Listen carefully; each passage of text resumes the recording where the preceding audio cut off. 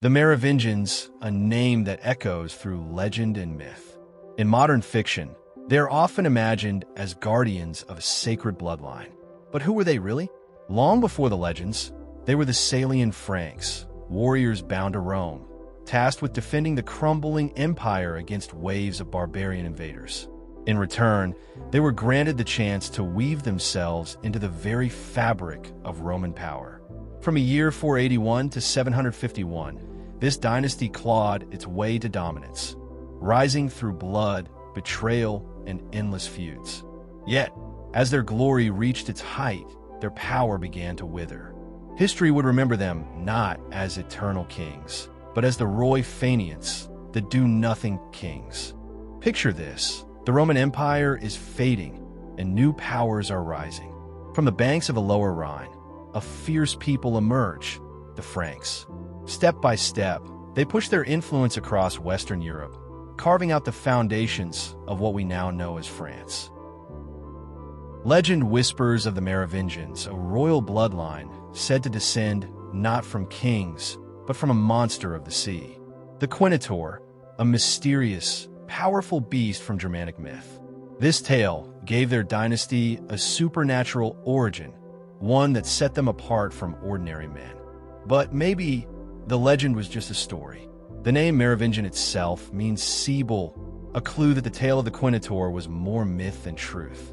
Unlike other European dynasties, the Merovingians never claimed descent from God, only from men and perhaps from myth.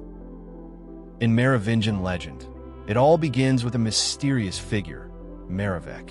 He is said to be the forefather of the dynasty, but his origins are cloaked in mystery. Was his father a mighty Frankish king named Clodio, or a strange sea creature from myth? No one truly knows. In the Frankish world, hair was more than fashion, it was power.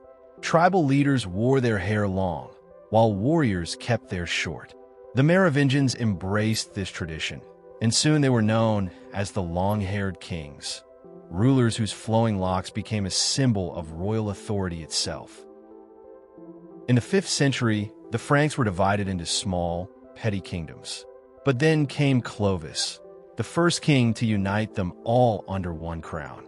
His rule transformed scattered tribes into a single people, and for that, history remembers him as the first true Merovingian king.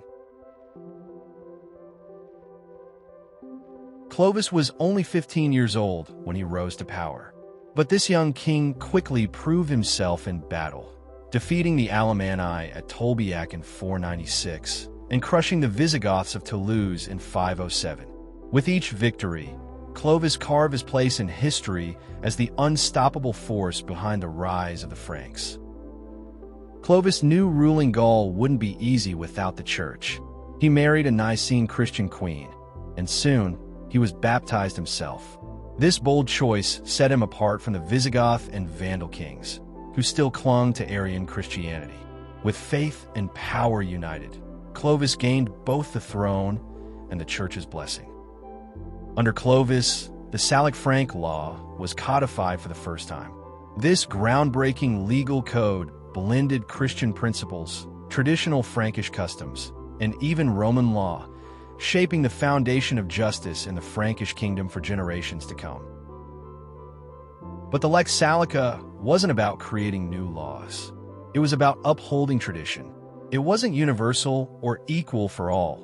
Instead, it applied differently depending on a man's origin, reflecting the deep-rooted customs of the Franks. When Clovis died, his powerful kingdom didn't stay whole. Instead, it was divided among his 4 sons, Theoderic, Clodomir, Childebert, and Clotaire, setting the stage for both rivalry and the next chapter in Merovingian history. This tradition of dividing the kingdom among heirs would spark centuries of disunity.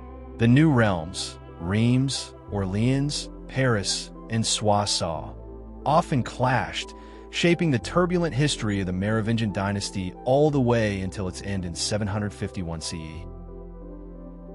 Clotaire I, one of Clovis' sons, managed the impossible. He reunited Francia by outliving his brothers and claiming their lands. Darker tales whisper that he even had his nephews murdered to secure his power. Yet, when Clotaire died, the kingdom was divided once more among his 4 sons, repeating the cycle of disunity. Much of what we know about the Merovingians comes from Gregory of Tours, a Roman historian.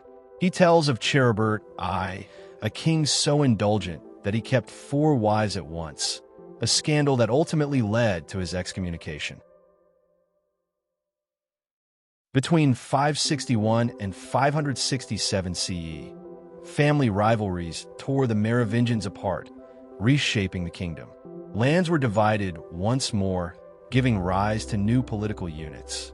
From the former Kingdom of Reims, Austrasia emerged, spanning the Rhine, Moselle, and Meuse districts, a symbol of both division and ambition. From 511 CE onward, the Merovingian kingdom was almost constantly at war, mostly civil strife among family members. Effective rule weakened, a stark contrast to the dynasty's first century, when the Franks had built one of the most stable and powerful states in Western Europe. Childebert II ruled over Austrasia, which even included Provence under Merovingian control. But tragedy struck early. His father was assassinated when Childebert was just 5. Adopted by both Chilperic I of Paris and Burgundian King Guntram, his life remained turbulent. In 596 CE, Childebert and his wife met a grim fate, poisoned, ending their chapter in Merovingian history. From a union of Chilperic I and his 3rd wife came Clotaire II. True to Merovingian tradition, he would continue the cycle of family feuds, carrying the dynasty's legacy of power, ambition, and strife into the next generation. One of the rare Merovingians to practice monogamy, Clotaire II rose to unify the Franks once again.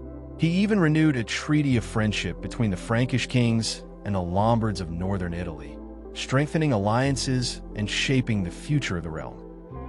Dagobert I would become the last Merovingian king to wield real power. Only 36 when he died, he was remembered as one of the greatest of his dynasty. His legacy even lives on in song, immortalized in the nursery rhyme Luc Bon Roy Dagobert, the good King Dagobert. Clovis II was the son of Dagobert I. He succeeded him to become the first of what are known as the Roy Faineant, or lazy kings. Over time, Merovingian kings became puppets of their palace mayors.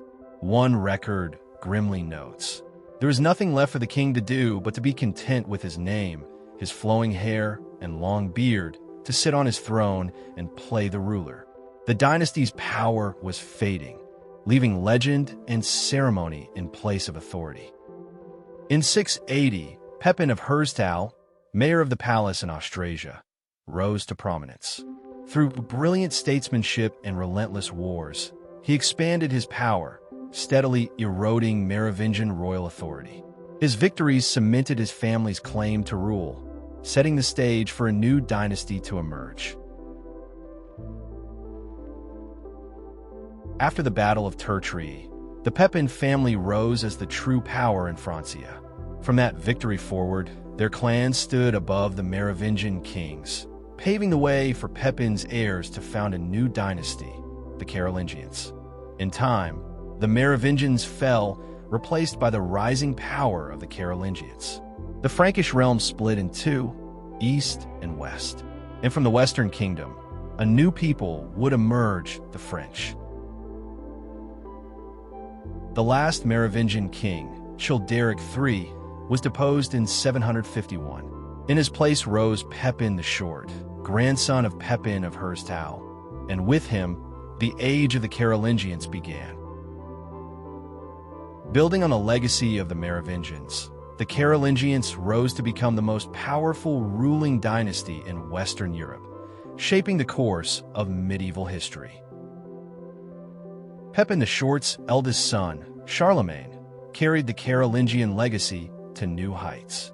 In 800 CE, Pope Leo III crowned him emperor, the first to rule Western Europe since the fall of Rome.